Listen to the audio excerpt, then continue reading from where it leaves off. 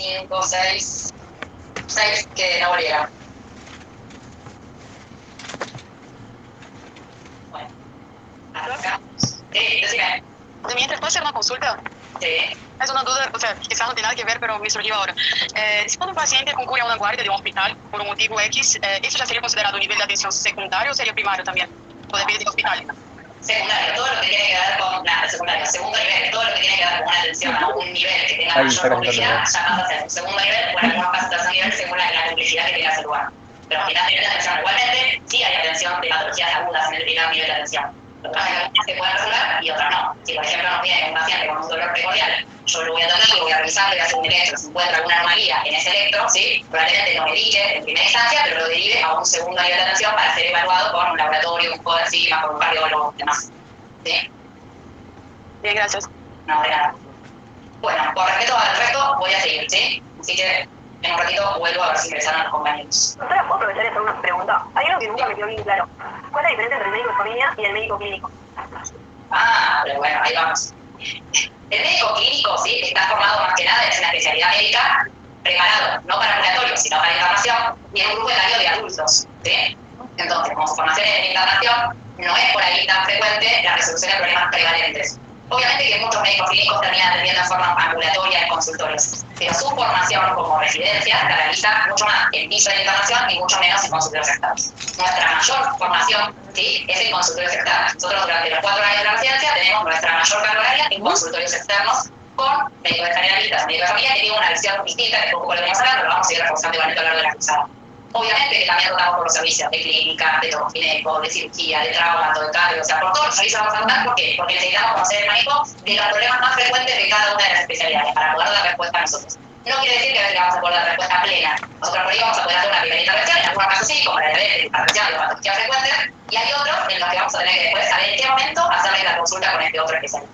Pero la diferencia clave es la población a la que vamos, a población objetivo, digamos, y hacia dónde está nuestra mirada. Hoy el médico clínico no tiene una mirada tan general e integral pensada en la esfera psicosocial, ¿sí? No ve ciertas patologías asociadas a este concepto, o no las sabe por ahí manejando. Por ahí si ve una depresión, es muy probable que lo derive a que sea evaluado por un psiquiatra, y nosotros por ahí tenemos herramientas para unas primeras intervenciones. Y en los casos en los que no podemos resolverlo, se derivaría a un psiquiatra para alguna atención. Pero esas son las diferencias más que generales. Como si la diferencia con pediatría tiene que ver con lo mismo también. Igualmente con los clínicos, con los pediatras o con los tocoginecólogos trabajamos, como decía antes, como un equipo básico de atención, porque cada uno tiene componentes que nos fortalecen al otro. Bueno, sigo. Esta parte ya no está en la teoría, vamos a ir viendo algunos conceptos que van a trabajar en otras clases y que van a ir repasándolas, pero es más que nada como asociado a herramientas que manejamos habitualmente. Nosotros en nuestra especialidad trabajamos con una historia que se llama historia clínica orientada al problema. No somos la única especialidad médica que utiliza esta historia. Podría decir que por lo general todos los médicos médicos usamos esta historia, pero hay otras especialidades, mismo por ahí pediatría en algunos servicios, clínicos en algún otro también la pueden llegar a usar. Antiguamente lo usábamos en formato papel, y por ahí algunas cosas que voy a contar ahora están en formato papel para que las entiendan gráficamente, pero actualmente, gracias a Dios, empezamos a tener historia clínica electrónica. Entonces, todas las cosas que yo les voy contando las tenemos ahora en formato electrónico, que es lo que ustedes van a ver en cada consultorio. Así que cuando tengan un huequito dentro de los consultorios que ustedes visiten con los médicos, pídanles que les muestre la historia clínica. Más allá de que la van a ver en la vía clínica del paciente, pero bueno, si tienen algún espacio o algún bache, aprovechen a chutear. Este tipo de historia clínica orientada al problema es ordenadora, ¿sí? Y lo que hace es facilitar un poco la forma más rápida de ver información de ese paciente. Facilita el seguimiento de longitudinal y mejora un poco la calidad del registro de información. Por lo general, las historias clínicas orientadas al problema, antiguamente en formato papel, estaban pensadas en grupos familiares, porque como nosotros les dijimos, trabajamos con familias, no solamente con pacientes individuales, sino que dentro de la misma familia vemos a varios individuos, no uno solo.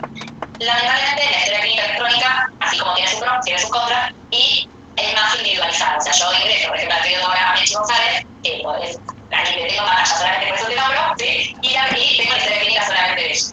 Pero antes yo tenía la historia de toda su familia, y dentro de esa familia pues, estaba mamá, papá y todos los hermanos, o si no había, si a uno de los afiliados no era, tengo por ejemplo al titular y al resto de los integrantes.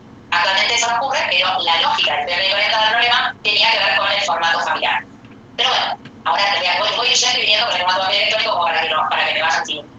¿Cuál es el otro beneficio? Dijimos estimar cómo es el patrón de consultas. ¿Qué quiere decir eso? Es cada cuánto ese paciente viene, con qué periodicidad, muy seguido, si tarda mucho en volver, ¿sí? ¿Qué cosas hiciste en la anterior consulta, qué cosas me quedan para la próxima?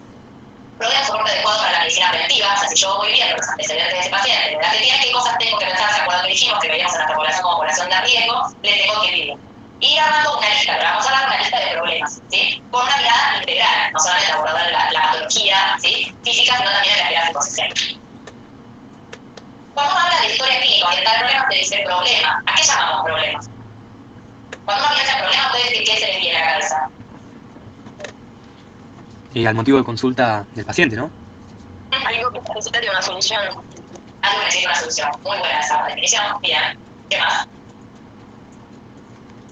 Algo que preocupa a la persona que tiene. Algo que preocupa. Bien, bien, me gustan todas estas.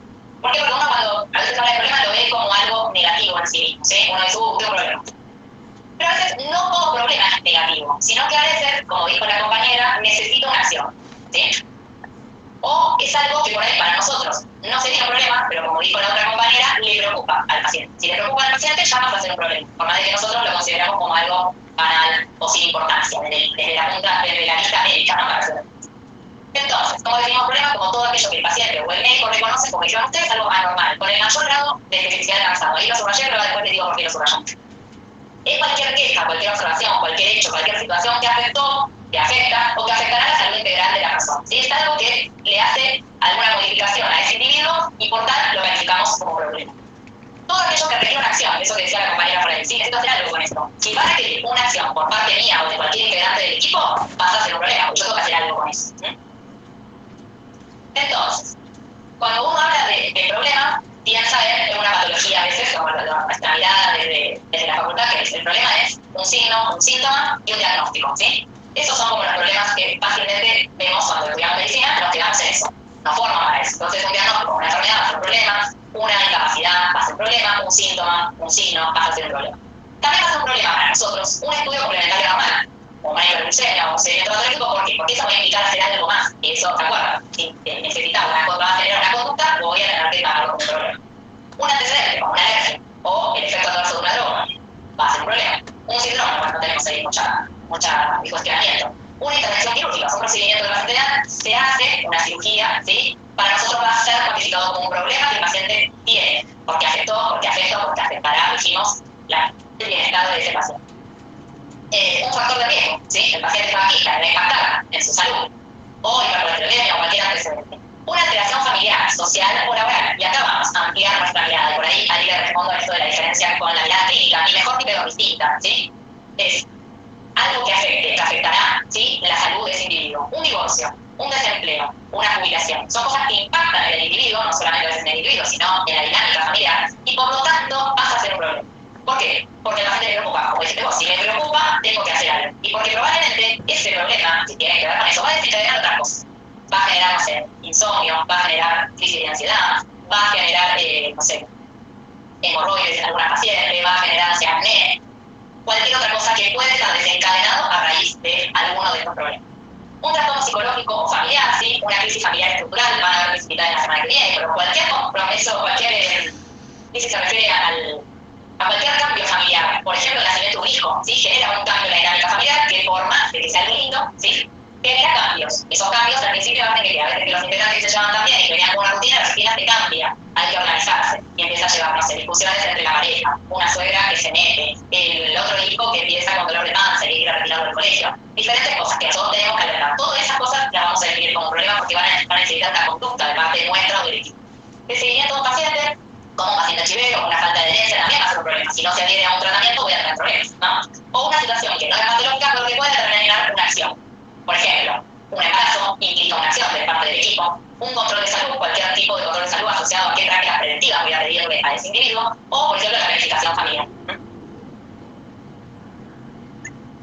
Y cuando hablamos de problemas, por ahí los dividimos en problemas crónicos, que son aquellos que duran más de 6 meses, que pueden estar activos o inactivos en cuanto a que activos son aquellos crónicos que no desaparecen una vez que se presenta una enfermedad crónica, como la diabetes, como la hipertensión, están, ¿sí? O hay otras que duran, ¿sí? La depresión, por ejemplo, que muchas veces, por más de que se medique por años y por años, sigue presente.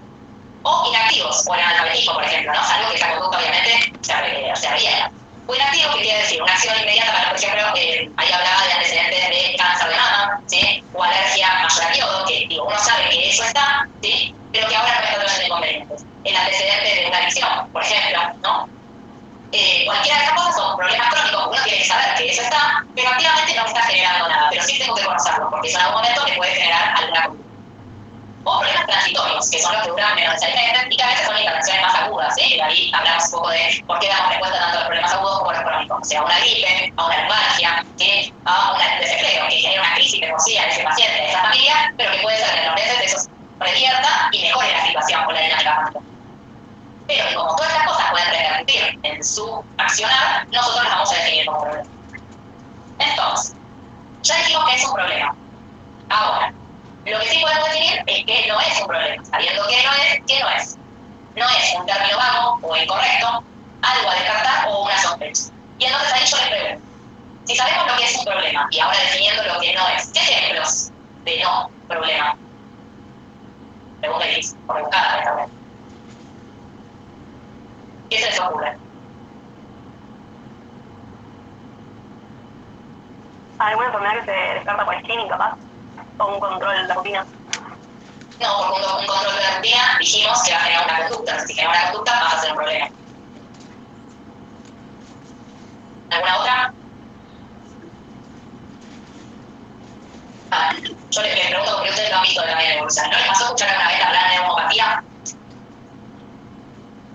Sí. ¿Y qué significa? Es muy amplio, ¿no? Como una patología del pulmón. Puede ser millones de cosas, ¿no? Puede ser una neumonía, puede ser una bronquitis, es una fibrosis. ¿Qué es una neumopatía? Bueno, ahí se nos referimos cuando por ejemplo decimos por un término vago, ¿sí? Que la verdad está mal usado, es incorrecto, pero lamentablemente la medicina lo usa. Entonces, cuando uno va a hablar de problema, lo ideal dijimos, ¿no? Lo más certero posible. ¿Se acuerdan cuando acá yo le dije por qué estaba subrayado? El mayor grado de certeza o de especificidad alcanzada. Es preferible que si uno está pensando en alguna patología respiratoria porque encontró ciertos signos o síntomas, poner los signos o síntomas que realmente yo considero como problema. No sé, la tos, por ejemplo, ¿sí? Y no un termo como neumopatía que no me significa absolutamente nada, al contrario, me desconcierta más de lo que quería. O el de algo descartar con sospecha, que nosotros consideramos, ahora les dejo el problema para que entiendan hacia dónde va, ¿no? Pero digo, cuando uno pone probable tuberculosis, uno está pensando en una probable tuberculosis porque tiene ciertos signos o síntomas que le hacen pensar en una tuberculosis. Bueno, por ahí con la tos, pérdida de peso, fiebre, sudoración, ¿sí? Si yo no sé que es una tuberculosis, pongamos lo concreto. Lo concreto es que es, y que tenés fiebre, que perdiste el peso, de que tenés tos crónica, bueno, eso es. Pensando en esos diagnósticos, yo voy a tomar una conducta, dijimos, ¿no? Porque es un problema. Si es un problema, voy a tomar una conducta, ¿cuál va a ser? Y pedirte un esputo, pedirte el punto de cultivo, pedirte una radiografía, lo que sea, que me va a definir si es o no es lo que yo estoy pensando. O sospecha de, o una probable infección urinaria. Lo mismo, estamos en lo mismo, o sea, ¿qué tengo? ¿Tengo disuria? Bueno, disuria. Eso es lo concreto. ¿Implica que yo haga algún control de laboratorio que me llegue a la certeza? Sí, bueno, entonces voy a buscarlo. Pero yo defino lo que tengo hoy, que es disuria, ¿no? Pero, no sé, una promoción positiva, lo que le quiera poner. ¿Por qué? Porque si yo no defino concretamente lo que sí tengo, voy a disparar mi mente a cualquier otro diagnóstico. Y por ahí, a diferencia de los clínicos, vuelvo, por lo menos yo me acuerdo cuando rotaba en clínica, uno estaba acostumbrado a pensar en diagnósticos diferenciales, ¿no? Entonces, yo tengo esto y esto, pienso en mi diagnóstico diferencial puede ser este, y voy descartando según las cosas que encuentro. Bueno, a diferencia de eso, por ahí, este tipo de historia clínica lo que hace es trabajar con los certeros.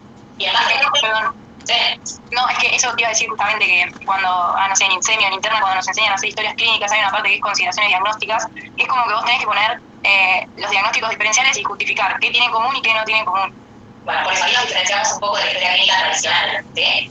A diferencia de la historia clínica tradicional, que se maneja de esa manera, nosotros, al manejarnos a través de problemas concretos, no abrimos tanto el abanico, sino que al contrario, vamos achicando. Nosotros tenemos esto y esto y esto, ¿en cuál encaja? Bueno, nosotros pensamos que la tos, la pérdida de peso, y todo puede ser una tuberculosis. Digo todo pensando en tuberculosis. No es la tuberculosis y voy por otro lado, ¿sí? Pero si no, también es como una tanto espectro que es más difícil después encontrar, ¿sí?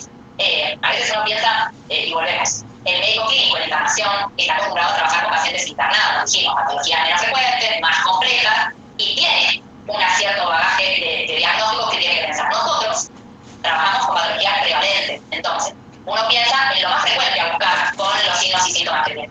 Y si dentro de esos signos y síntomas que tiene, y pensando en las patologías más prevalentes, no concuerda nada de lo que estamos buscando, y vemos a que, mira, esto ya escapa de mí, vamos a tener que consultar con, o sea, el neumonólogo, por ejemplo, o con el clínico, ¿sí? Para que le ayude a dejar otras patologías, que no son las frecuentes, sino que pueden ser otras a las que probablemente él está acostumbrado a buscar, ¿sí? Como que la cabeza nuestra piensa construir en el mismo monólogo, probablemente también sean distintas cosas que las que pensamos en clínica nosotros, ¿no? Porque a medida que uno se va especializando, piensa otras cosas. Por eso la importancia de que el paciente llegue al especialista una vez que se hizo los primeros filtros de cosas más frecuentes. Si al especialista de monólogo le llega una gripe, y no está para la gripe el monólogo, ¿no? Ya está para la patología más potente. Esta es el poco del tratamiento. Bueno, en esta estructura de la historia clínica orientada al problema que dirige, que antiguamente era en papel y ahora está en formato electrónico, había una cierta estructura para ir organizando los contenidos. Una primera hoja que se llamaba conjunto mínimo básico de datos, donde teníamos los datos filiatorios del paciente y en alguna instancia del contexto, ¿no? El contexto de esa familia, porque a veces estaba asociado no solamente en titulares o integrantes, sino también pensando en condiciones de la vivienda, nivel educativo, qué trabajo tiene, si está formal, si informal, de qué trabaja. Eso estaba en la primera hoja que recolectaba el conjunto mínimo básico de datos. Otra segunda hoja, que era el familigrama, que ahora lo vamos a ver, que era un familigrama familiar. Después, la tercera hoja era la lista de problemas. La lista de problemas va a estar individual para cada paciente. La lista de problemas, la que sigue, que es la nota de evolución y las hojas de flujo, son individuales por cada integrante de esa familia, y las dos primeras eran generales. La lista de problemas lo vamos a listar todos los problemas que nosotros vamos a encontrar cada vez que vemos al paciente. En las notas de evolución van a ser nuestra hoja donde vamos a ir escribiendo cada visita que viene el paciente a través de un método que se llama SWOT, que ahora vamos a hablar, y las hojas de flujo eran las hojas que se usaban, que hoy también a veces en clínica se usan, que era para enumerar los exámenes complementarios o qué medicación viene recibiendo. Y de esta manera nosotros nos permitía por ahí viendo cómo le va variando, no sé, el hematocrito, cómo le va variando la glucemia, así, poníamos los valores, la fecha y así sucesivamente. Lamentablemente, algo que está bueno, las hojas de flujo en la historia clínica electrónica, que actualmente maneja el laboratorial, no la tenemos, estamos ahí como pidiendo que vuelva, porque nos permitía hacer como un paneo más rápido, ¿sí?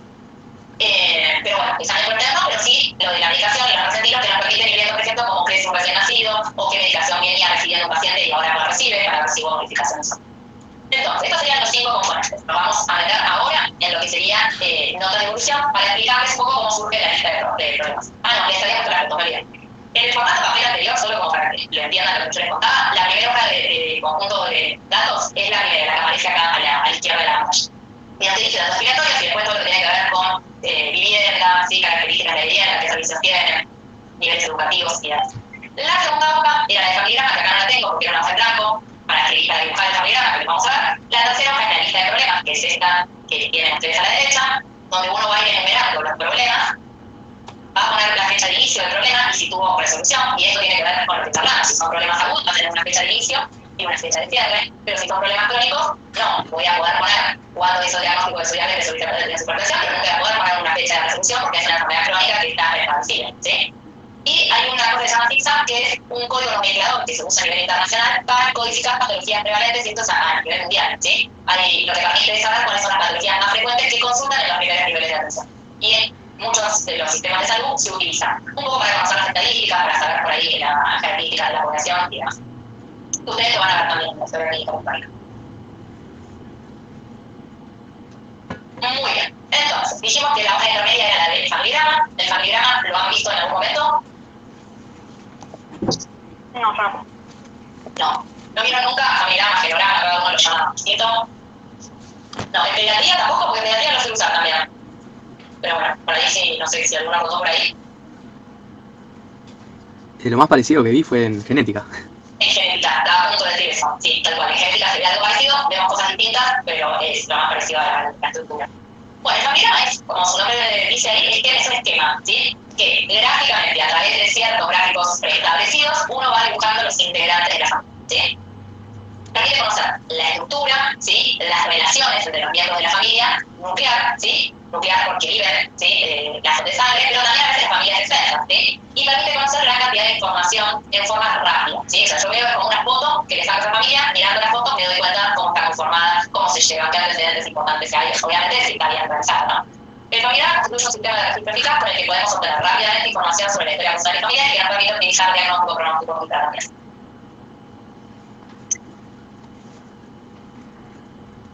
Crear un genograma familiar supone 3 niveles. El trazado de la estructura familiar. Para decir que un familiar está completo, uno debería poder tener por lo menos 3 niveles generacionales, ¿sí? El del paciente y todo para arriba, o el del paciente y uno para arriba y otro para abajo. ¿A qué me refiero? O sea, yo con mis hijos y yo con mis papás, por ejemplo, ¿sí? Ahí estamos las 3 generaciones. O yo con mis papás y mis abuelos. A eso me refiero siempre, para poder hablar de familiar completo. registro de información sobre los integrantes de esa familia y un delineado de las relaciones familiares. Esas serían las tres cosas que uno debería poder cumplir para hablar de un familigrama completo. Ay, me quedó el gráfico ahí. Bueno, ¿cómo vamos a usar los gráficos? ¿Cierto? Internacionalmente y por convención, no es que haya mucha explicación aún, hay ciertos símbolos que están caracterizados a un determinado género, ¿no? Entonces el cuadrado es el masculino, el círculo es el femenino, y por suerte hace un tiempo han ampliado un poco los símbolos en cuanto al concepto de género, ¿sí? Porque sabemos que si no, la estructura de familigrama quedaba un poco antigua para todo el avance que nosotros tenemos actualmente en cuanto a los diferentes géneros y cómo cada uno se caracteriza. Así que ahí están los símbolos de gay o de lesbiana, ¿sí? O en los casos de trans o bisexual, cómo serían los diferentes gráficos. Pero también, más allá de la estructura de símbolos, hay ciertas cosas que uno debe tener en cuenta para poder definir, bueno, dentro de este familigrama que yo estoy viendo, cuál es el paciente, ¿sí? ¿Cómo lo definimos? A través de un doble cuadrado, por ejemplo, o un doble círculo, o directamente a través de una flecha que señale cuál es el paciente. Y esto es importante, ¿por qué? Porque a veces el familigrama tiene varios pacientes, ¿sí? Porque yo veo a varios integrantes de esa familia. Todos los integrantes a los que esté viendo tienen que ser marcados, ¿sí? La fecha de nacimiento y la fecha de fallecimiento, ¿sí? Deben ser la de fallecimiento, se marca con una cruz dentro de la figura, la edad, se puede poner o la edad, o en algunos casos se pone la fecha de nacimiento, esa es una cuestión de cada uno, y a veces te pone la causa de muerte, si fue algo que puede representarme un impacto a nivel sanitario, ¿sí? O sea, si yo voy a saber que falleció por ACV, probablemente, por ejemplo, este paciente puede tener antecedentes de diabetes, de hipertensión, de alguna crónica que yo voy a necesitar hacer en sus hijos alguna intervención. Cuando graficamos unión, ¿sí? Entre diferentes individuos, lo que voy a hacer es representarlas siempre con una línea hacia abajo y uniéndolas. Esa unión, ¿sí? También por disposición, si son parejas heterosexuales, el hombre va a la izquierda, la mujer a la derecha. Si es una relación casada, o sea, a nivel de que hay papeles de esa unión, la línea se hace completa. Actualmente sabemos que son más las parejas que no están casadas formalmente, que están en convivencia, pero al final tiene que ver con el grado de unión, en algunos casos más que nada cuando hay una situación de separación o divorcio que nos permite ver más fácilmente qué pudo haber ocurrido. En los casos de convivencia, la línea que los une va a ser punteada, por ejemplo, como la de abajo, y en los casos, chicos, podría haber hecho esto, digo hacia abajo, en los casos de parejas que estén no casadas, serían líneas punteadas, y en los casos de parejas casadas, serían con líneas completas. Cuando más allá de la pareja que actualmente estoy atendiendo, por ejemplo, yo estoy atendiendo a esta señora, le marco una cruz porque decimos que tenemos que señalar cuál es mi paciente, está casada con este señor, aquellas parejas que por ahí pudieron haber tenido, ¿sí? Esos integrantes los voy a poner desde el paciente hacia atrás, la última y la anteúltima. Estos son cuando, en qué mes, en qué año, ¿sí? Se casaron, y estas dos rayas muestran, por ejemplo, divorcio. Si hay divorcio formal, se hacen dos rayas. Si es separación, que no hay ninguna acá, se hace una raya sola, ¿sí? Pero, por ejemplo, esta pareja tuvo dos parejas, esta señora tuvo dos parejas anteriores, y este señor tuvo también dos parejas anteriores. ¿Se entiende? Ahora lo vamos a ver en un ejercicio, pero ¿se entendió el gráfico? Sí, se entendió. Perfecto. Hay otros símbolos, ¿sí? Los símbolos.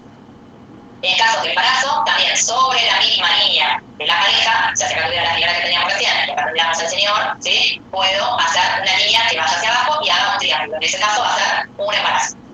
Lo mismo, ¿sí? Si fuera para parto o un feto muerto, también, si yo sé que el feto que falleció era un hombre, le voy a hacer la cruz, si fuera una mujer, le voy a hacer la cruz. En el caso de aborto, voy a hacer un círculo pintado adentro, y en el caso de un aborto inducido, voy a hacer una línea hacia abajo, pero con una cruz. Siempre estos van a salir de la pareja, ¿sí? Porque a veces la confusión es que a la mujer le ponen un triángulo adentro y no, porque eso va a confundir con la género, ¿sí? No tengo el de cosas. Vuelvo a este que esperamos para el otro. Hay una línea que faltó acá, que es la línea de convivencia, ¿sí? Para poder saber quiénes viven bajo el mismo techo, ¿sí? Voy a hacer un círculo que los rodee. Por ejemplo, si esta pareja viven juntos, voy a hacer un círculo que rodea a estas dos figuras. Si esta pareja tuviera hijos, también voy a hacer el círculo con los hijos también, ¿vale? Y después dijimos, entonces, estructura, los símbolos, según el género, según la unión, ¿sí? O el vínculo que tienen. Y hay otras líneas que se llaman líneas de relaciones.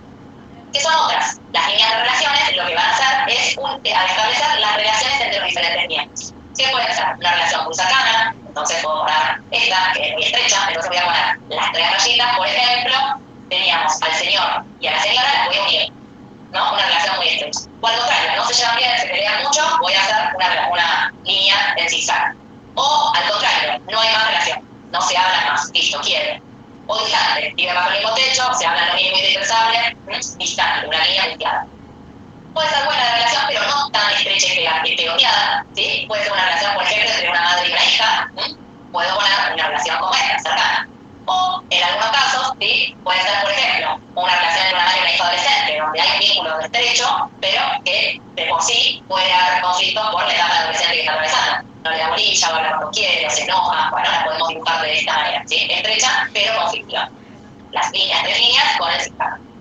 Estas son relaciones familiares. Las relaciones son diferentes a los vínculos. Los vínculos son los de unión de padre-hijo, ¿sí? de pareja, diferentes una entre otra. Entonces, por ahí como para mostrarles un ejemplo, les traje este dibujo, ¿sí? Ahora ustedes, ¿quién sería, en este caso, la paciente o el paciente? ¿Carmen? Sí, Carmen. Muy bien, exactamente. Cuéntenme un poco de Carmen. ¿Qué me pueden contar de Carmen? Bien. ¿Cuántos años tiene Carmen? 24. Bien. 24 es hija de Luis y Carmen. Perfecto. Tiene 2 hermanos. Ah, muy bien, no sabíamos por el gusto de los gemelos. Bien ahí. Tiene gemelos, hermanos gemelos. Jorge y Pilar, ¿no? ¿Y quiénes viven con Carmen? Es decir, los padres, Luis, Carmen, los hermanos, y está también Isaac, que es el hijo, supuestamente. Eso, que es el hijo. ¿Y qué pasó en esa relación? Ella está separada. No, pareciera como que no se casaron, porque estaban en una relación de pareja pero no casada, pero se separaron. Bien. ¿Tiene tíos, Carmen? Sí, tiene 2. Antonio, Isabel. 4. Tiene 4. Dos madres se murieron. Perfecto. ¿Y tiene abuelos? Sí. ¿Cuántos? Sí, uno. Antonio. Bien, Antonio. Muy bien. ¿Y qué me pueden decir de esa relación que está ahí? ¿Qué quiere decir? Es cercana y conflictiva con la tía, Rosa. Con la tía. Muy bien. Muy bien. Bueno, ¿vieron? Todo lo que pudimos ver sin tener nada escrito, solo con dibujitos, ¿no? Por eso les decía, cuando uno marca por ahí vínculos, ¿sí? De pareja, los marca desde la figura hacia abajo y después hacia abajo los diferentes integrantes. Ahora, si yo quiero marcar relaciones entre los diferentes miembros, lo voy a marcar de figura a figura directamente. De acá, como están marcadas las 3 líneas con el zigzag, ¿sí? ¿Se entendió? ¿Dudas? ¿Preguntas? Tengo una pregunta. No entiendo si el familigrama, en qué momento se hace. ¿Se hace en la primera consulta o se va completando después en siguientes consultas? ¿O se va modificando? ¿Cómo es? Mira, el familigrama, lo ideal, se dice que dentro de las primeras 3 consultas que uno tiene con un médico de familia o cabecera, vos deberías realizarle el familigrama al paciente. Es verdad que a veces en la primera consulta, en la que vos conoces al paciente, el paciente te conoce a vos, te cuenta todos sus motivos de consulta, vos tratás de ordenar a ver qué darle prioridad o no, a veces es difícil armarlo, ¿sí? Lo ideal que es, bueno, ahora que ya me contaste todo, por el motivo por el cual viniste, te voy a preguntar algunas cosas, ¿sí? Y vamos a armar el familigrama. Muchas veces nosotros le decimos al paciente, vamos a armar el familigrama juntos, contarle con qué vivís, dónde haces.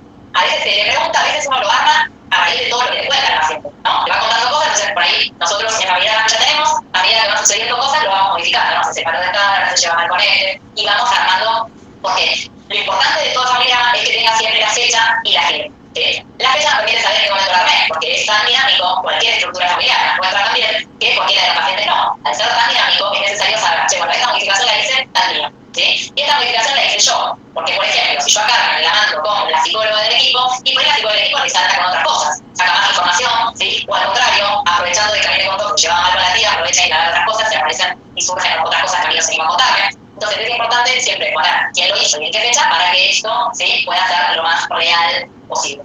La realidad es esta, uno considera que en las primeras 3 consultas lo puede hacer, pero también es cierto que uno lo va a ir modificando en la medida que vaya teniendo más información. La historia clínica electrónica actualmente no deja ser familiar dentro de la historia clínica electrónica, sino que nosotros tenemos como médicos de familia un bibliografía, una carterita, ¿sí? Con el familigrama de nuestros pacientes y lo vamos modificando. Pero bueno. Una pregunta. La historia clínica electrónica, sí, decide. La letra está antes de los años. Por ejemplo, en la separación de Carmen. Matrimonio es 1988, matrimonio es 1959. Pero el de abajo, el de Javier y Carmen. El de Javier y Carmen. Casamiento 2010, separación 2012. Mira, parece casamiento, cosa que esto sí, no sé. Te la debo, pero bien no se va. ¿No es convivencia? Ah, muy bien, ¿viste? Puede ser convivencia. No lo pensé. Sí, por eso, porque me llamaba la atención que estuviera la línea mundial. Sí, debe ser convivencia en el 2010 para hacer en el 2002. Gracias, Emma. No lo había pensado. Ya está bueno, chicos.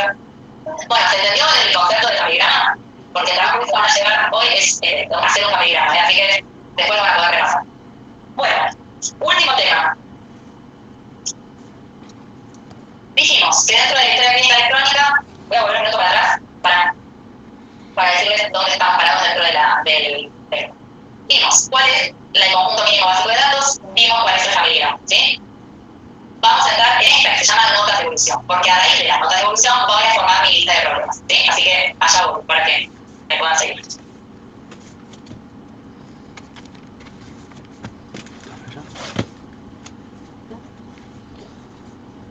Muy bien, entonces, la nota de evolución es donde yo voy a poner la fecha y el motivo por el que viene cada vez que el paciente viene a consulta. O sea, si por ejemplo, Juana viene hoy, que es 15, ¿no? 15 de marzo voy a poner 15 de marzo del 2023 y voy a armar mi SOA.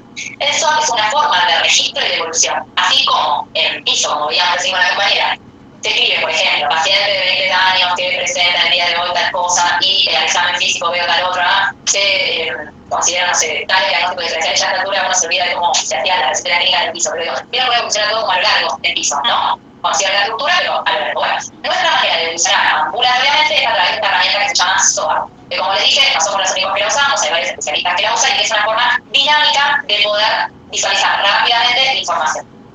Entonces, por cada vez que el paciente venga a consulta, yo voy a hacer una evolución SOA. ¿Qué significa la sigla SOA? La sigla SOA es cómo voy a ir yo evolucionando diferentes conceptos. En la S es lo subjetivo, ¿sí? Entonces, yo apenas llegue al paciente voy a poner una S de subjetivo, donde voy a poner aquella información subjetiva, valga la redundancia, que me aporte el paciente o que el médico observe, ¿sí? Que está más que nada relacionado a la dolencia o a la enfermedad. Entonces, el paciente viene con un motivo de consulta porque le duele la pierna y yo voy a poner todo lo que el paciente la refiere asociado a su dolor de pierna. Lo mismo puedo poner si veo un paciente con cara de dolor, ¿sí? Paciente con fase de dolor, o astérico, o pálido, o paciente que llora en la consulta, angustiado, por X causa, ¿sí? Todo lo que yo estoy pensando que está sucediendo en esta consulta y que el paciente me refiere, lo voy a poner en lo subjetivo. También en lo subjetivo va a ir los antecedentes, ¿sí? Todas las piezas que yo le voy a preguntar al paciente, una vez que el paciente me diga todo por el cual vino, a ver si se viene ahí con el papelito, los analistas sábana, todo lo que necesita resolver, yo le voy a decir, bueno, cuénteme, ¿qué antecedentes tiene? Antecedentes personales, antecedentes familiares, qué medicación toma y demás. Todo lo voy a poner dentro de la S del subjetivo. ¿Está claro? Bien. Ahora, una vez que tomamos toda esa información, vamos a ir a la O. O sea, el paciente se sienta, yo le encargo, me cuenta todo, llené toda la S del subjetivo. Ahora digo, bueno, ahora lo voy a ir a revisar, ¿sí? No, bueno, pero además te traes los estudios. Bueno, muéstremelos. Ambas cosas que son objetivables, que yo las estoy viendo, las voy a poner en la O. Entonces, aquellos estudios, exámenes complementarios, el paciente me trae, porque yo se lo pedí, porque se estudió, todo lo que sea, lo voy a poner en la O. Todo lo que yo haga de tecnología del examen físico, la voy a poner en la O. Si le tomo la presión, si lo peso, si lo mido, si lo oculto, si le miro la herida, lo que sea, la voy a poner en la O. También voy a poner en la O aquel test que por ahí yo le quise hacer. No sé, le quise hacer un test de clínica de depresión, porque lo que le contó en la S de subjetivo y me da a pensar que tal vez no esté definido. Lo voy a poner en la O. O lo peso y lo mido, le voy a tener el índice de masa corporal, porque eso me va a definir, ¿sí?, algún problema, y en base a eso voy a tener que tomar una conducta. El índice de masa corporal también lo voy a poner en la O, ¿sí? O sea, todo lo que yo pueda cuantificar, ¿sí?, y objetivar lo voy a poner en la O. Ahora, yo tengo mi S, ¿sí?, y mi O. Todo lo que el paciente me dice, yo todo lo que pregunté, los antecedentes. La O, todo lo que vi, todo lo que me mostró el paciente de estudios que trajo. A raíz de todo eso yo voy a hacer una interpretación de todo lo que me dijo, todo lo que vi, y voy a definir problemas. Y ahí volvemos al inicio de cuando apenas hablamos de problemas, que es para nosotros un problema. No solamente pensado en lo negativo, sino como habían dicho las compañeras, todo lo que afectará, ¿sí?, a ese individuo y me genere una conducta por parte mía o del equipo de salud. En función de eso, yo voy a listar, quiere decir nombro nada más, todos aquellos problemas que encontré. Desde lo que me dijo el paciente en la S, desde lo que yo vi en la O, lo voy a definir como problema. Por ahí cuando uno ve la sigla les trae confusión, ¿sí?, porque viene del inglés, pero bueno, los objetivos, la A va más asociado a apreciación diagnóstica, lo que pasa es que a veces nosotros no lo ponemos como apreciación diagnóstica para no confundirlos a ustedes con lo que viene abajo, para hacer de contar. Entonces, la palabra más que nada valoración. ¿Qué valoro yo? ¿Qué encuentro yo de lo que vi en la S y en la O? ¿Sí? Entonces la A sale por default con la S y con la O. Y por último la P, que es el plan. El plan tiene varios ítems. Uno, que va a ser el plan diagnóstico. Otro que va a ser, no sé por qué me dice seguimiento. Chicos, ahí donde dice seguimiento, debería decir la palabra diagnóstico. Bueno, ahora después se lo corrijo para no se lo mando. Plan diagnóstico, plan terapéutico de tratamiento, plan de monitoreo, plan de educación. Todos esos ítems son los que cuenta el plan, ¿sí? ¿A qué se refiere el plan? Quiere decir que de todo lo que yo interpreté como problemas de este paciente, ¿qué conducta voy a tomar? ¿Qué plan voy a seguir? Bueno, yo definí que el paciente es obeso, porque el índice de masa corporal me dio tanto. O definí que el paciente tiene una depresión. O definí que el paciente, por la edad que tiene, necesita un screening de cáncer de mama, por ejemplo. Bueno, dentro de mi plan diagnóstico yo voy a poner todos los estudios diagnósticos que le voy a pedir a ese paciente. Ya sea por los problemas que definí, o porque considerando, como dijimos, que nosotros pensamos en la población como población en riesgo constante, que necesitamos tomar conductas de promoción y prevención, ¿qué técnicas de rastreo voy a solicitar? ¿Sí? Por otro lado, el plan terapéutico de tratamiento, que va a ser justamente el tratamiento. ¿Qué conductas farmacológicas o no farmacológicas voy a indicar a ese paciente para tratar los problemas que encontré? Después, el plan de monitoreo. ¿Cómo voy a seguir ese paciente? ¿Sí? Voy a necesitar que el paciente venga, no sé, dentro de 3 semanas a controlar su presión, porque el registro de TA de hoy digo alto, bueno, en 3 semanas te vuelvo a controlar. O no, vamos a hacer un control mensual porque es un control de un recién nacido y amerita que está todo perfecto, pero control en un mes. A veces en monitoreo también ponemos aquellas cosas que nos quedan inconclusas, me refiero a que si a veces son un montón de motivos de consulta, a veces nos quedan algunos temas por resolver. Entonces en monitoreo puedo poner, bueno, pendiente, revisar la próxima consulta, carnet de vacunas, por ejemplo. ¿Sí? Y el plan de educación está más que nada asociado a todas las conductas de promoción de la salud, ¿sí? A esto un poco decíamos al principio que, no sé, si yo tengo un paciente de adelante que es un adolescente, voy a aprovechar este momento para hablarle sobre consejería de consumo problemático, sobre métodos anticonceptivos y prevención de ITS. Todas mis conductas educativas que yo haga en base al paciente que tengo delante las voy a poner en mi plan de educación, ¿sí? Pero siempre vinculados a los problemas que yo definí en la A. Por eso es importante pensar todo en base a la S y a la O, ¿sí? Entonces, como ayuda, cada vez que tengan la razón, pierden bien si completaron bien la S, si completaron bien la O, y a partir de eso repasan y arman tu listado de apreciación ahí en el A. De esta que dijimos, que interpretamos, y de ahí definimos los problemas, es donde va a alimentar la lista de problemas. Vieron que les conté que había una nota de evolución y antes una lista de problemas. Bueno, de todos aquellos problemas que yo enumeré en cada evolución, en cada visita del paciente, yo los voy a ir poniendo también en la lista de problemas. ¿Por qué? ¿Cuál es la lógica? La lógica es que si yo abro una historia clínica o una más fácil, la miro en el sistema, y por ejemplo la María, que la estoy viendo ahí en la cámara ahora, ¿sí? Voy a mirar que María tuvo, no sé, una apendicectomía, que además tiene, no sé, tuvo un embarazo, que después es fumadora. Me permite rápidamente conocer los problemas por los que ha consultado María. Algunas de esas cosas, como decía la columna de la lista de problemas, ¿se acuerdan? Tiene fecha de inicio y fecha de fin, porque por ejemplo pudo haber tenido una infección urinaria, un tracto bajo, una cistitis, y yo la mediqué y la traté. Pero también puede ser esto, la vaquita. Entonces, por ahora sigue estando, no tiene fecha de fin porque no tiene pensado dejar de fumar, y sé que voy a tener que seguir trabajando con eso. O no, o tiene hipertensión, entonces como dijimos, va a tener fecha de inicio y no va a tener fecha de fin. ¿Se entiende o se estoy variando mucho? Sí, está bien. ¿Me siguieron? Bien. Lo importante es entender la teoría, porque después, entendiendo la teoría, la práctica realmente se va a ir complejizando, pero ¿cuál es la idea? Que ustedes terminen la cruzada manejando SOA así. ¿Sí? ¿Por qué? Porque es una herramienta que más allá de que el día de mañana hagan o no hagan medicina sanitaria general, que me gustaría que así sea, pero bueno, cada uno elige su camino, ¿sí? Sea una herramienta que la puedan utilizar en cualquier ámbito ambulatorio. Obviamente en internación no es factible porque usan otro tipo de interpretación, pero en el ámbito ambulatorio ya hay muchos lugares que utilizan este método y les va a servir de ayuda para ver de qué se trata. Bueno, les puse un ejemplo rápido. ¿Por qué? Con cada clase que ustedes vean, van a estar repasando el concepto de SOA. O sea, van a ver casos clínicos, van a ir armando el SOA. Entonces, yo no pretendo que hoy se vayan plenamente seguros de este tema, sino que lo que entendieron ahora lo puedan poner en práctica cada vez que tengan que hacer la resolución de un caso clínico. Pero les traje un ejemplo, no se queden tanto en el contenido, sino en lo estructural, ¿sí? Viene Ana tiene 23 años, viene a la consulta. Y en la S, ¿sí? Me cuenta que le duele la garganta hace 3 días, que le duele el cuerpo y que tiene fiebre. Y cuando le pregunto si tiene antecedentes de una enfermedad, me dice que no.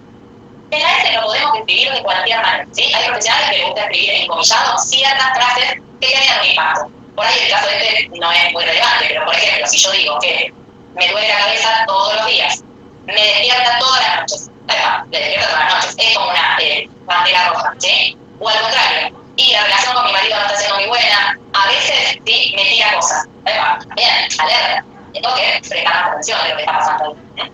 O cualquier otra situación que a mí, de lo que me está contando el paciente que tengo delante, me parece relevante. ¿Sí? Entonces lo pueden comillar y ponerlo exactamente como me lo dijo el paciente. Y eso por ahí es diferente también a otro tipo de terapia clínica, que no suele ser así, sino que uno repone, refiere, tal cosa.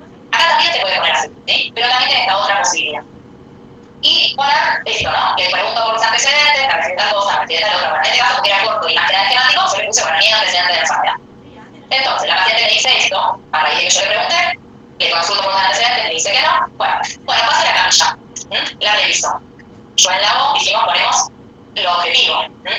Le voy a tomar la temperatura, la voy a examinar, le voy a escuchar el aparato respiratorio, me abre la garganta, ahí dice todo lo que le encontré, ¿sí? Por lo general ponemos lo que encontramos o alguna cosa relevante que a mí me interesaría saber. Bueno, hoy 15 de marzo, cuando yo la oculté, no tenía ningún ruido agregado. ¿Por qué? Porque puede ser que la de controlar dentro de 2 días la parcial. Entonces, por ahí eso vale la pena.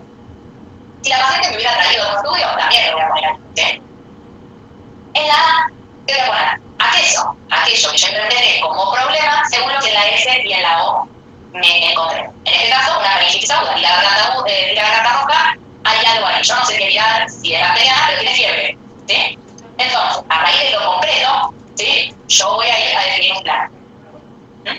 ¿Qué tipo de plan? Y yo no sé a qué se refiere la faringitis. Está inflamada, la faringe y tiene fiebre. Bueno, le pido un test rápido para entenderlo, ¿sí? Esa va a ser mi conducta diagnóstica, que es lo que voy a hacer. Mientras tanto, ¿qué vas a hacer? En el tratamiento te voy a indicar ibuprofeno, te voy a dar una hidratación, reposo y algunas pautas de alarma a tener, ¿sí? ¿Y qué voy a poner con el monitoreo? Y tendría que regresar con el resultado del test para evaluar si necesita o no comenzar con alguna. ¿Y qué otro pendiente? Y el control de salud, porque como he visto hoy, Análica específicamente por su dolor de garganta, y por ahí yo le hubiese querido decir, bueno, ¿cuánto tendría que hacer un control de salud? No sé, te hiciste el spa, tomaste métodos anticonceptivos, por ahí en este momento Ana no me dieron brilla. Pero sí decirle, mirá, una vez que resolvamos tu cuadro agudo, va a ser bueno que vos vuelvas a venir para hacer un control de salud. O no, o en algunos casos te dicen, bueno, yo que está pedime, yo no la hago con Nicolau, hace un montón, bueno, se peló, ¿sí? Y en este caso, dentro del plan diagnóstico del mal rápido para esto podría poner solicitud de Papa Nicolau. También podría poner, si esta paciente hubiese accedido, consejería sobre métodos anticonceptivos, como dentro de las conductas del plan educativo, ¿sí? Por ejemplo, de promoción. ¿Se entiende? Sí. Una pregunta, ¿esto se hace cada vez que el paciente va a la consulta? Exactamente. ¿Y como que se va agregando o se va quedando todo archivado? O... No, vos por cada vez que vos venís, por ejemplo, hoy yo 15 de mayo yo armé el SWAP para Bianca. Pero si vos venís dentro de 15 días, yo voy a poner, no sé, 25 o 30 de marzo y voy a armar otro SWAP. Obviamente voy a leer mi SWAP anterior, porque en el SWAP anterior voy a saber por qué le pedí lo que le pedí, qué tratamiento le di, qué cosas me quedan pendientes. Por ejemplo, acá el control de salud de Ana, por ejemplo. ¿Sí? Pero sí, de cada SWAP que vos armes, esas cosas que vos listaste en la como problemas, lo tenés que subir a la lista de problemas. Puede ser que alguna vez no, que la hipertensión, por ejemplo, lo voy a subir una sola vez, no lo tengo que poner siempre. Ya está, me queda definido, ¿sí? Pero los problemas transitorios, como dijimos antes, ¿sí? También. Yo este ejemplo lo quise hacer muy clínico. Para no entrar, lo van a ver que, como les dije, nosotras tenemos una mirada psicosocial. O sea, que dentro de la motivación consulta van a aparecer temas relacionados a disfunciones familiares, al desempleo, a desindicaciones disruptivas, de integrantes de la familia, a estado de depresión. Y eso también nosotros lo vamos a poner, ¿sí? O embarazo, me parece que tiene un control de embarazo, también va a estar dentro. Yo lo quise armar esquemático para que entiendan la estructura. A medida que se va complejizando, van a ir viendo cómo se ubica. Pero si ustedes entienden que sin la S y la O, la A no se puede generar, ¿sí? Y que el plan siempre está pensado en armar un plan diagnóstico, de tratamiento, educativo, de monitoreo, en base a los problemas que ustedes listaron en la A. Si no lo listaron como problema en la A, no pueden definir una conducta, porque tiene esa lógica el método SWOT, ¿sí? Por eso es fácil de leer.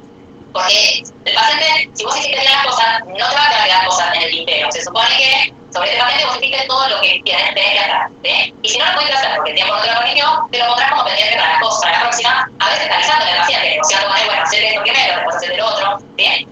O también priorizando uno, porque dice, bueno, vamos a darle prioridad, no sé, a que empiece con el tratamiento de la hipertensión antes de seguir arrancando con otras cosas, porque me interesa la de acá 3 semanas si responde o no responde a la estrategia o al tratamiento farmacológico que le di, ¿sí? ¿Vamos? ¿Otras dudas o preguntas?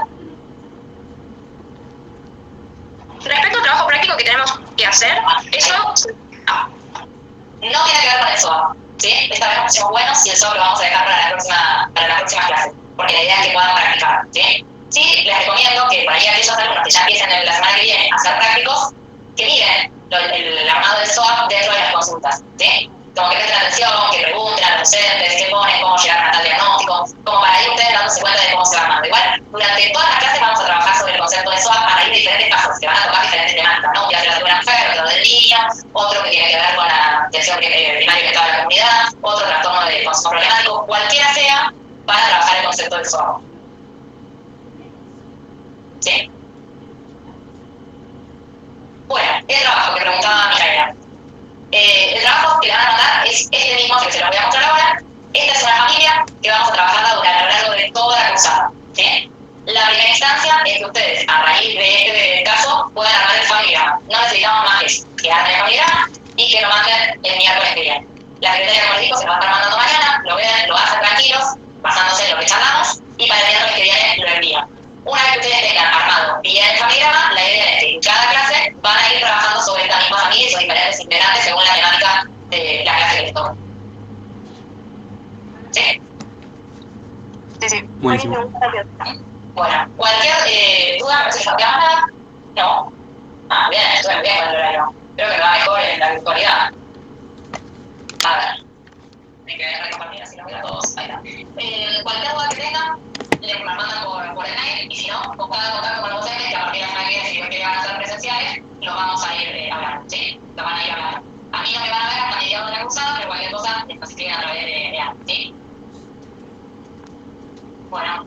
Gracias. Doctora, Sí. perdón, le hago una consulta más personal por mi tema de que estoy asignada y no estoy en la lista. Espero que ustedes se comuniquen conmigo y directamente voy la semana que viene, ¿o cómo hago? Sí, esperá que mañana nosotros, viste que te dije, lo vamos a consultar con la facultad, muy probablemente tenga que ver con que no te informaron, porque es así una asignación al último momento.